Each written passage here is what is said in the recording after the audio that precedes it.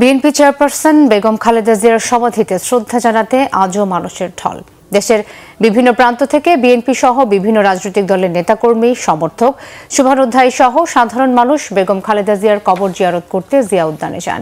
এ সময় তারা শহীদ রাষ্ট্রপতি জিয়াউর রহমান ও বেগম খালেদা জিয়ার প্রতি ফুলেল শ্রদ্ধা নিবেদন করেন।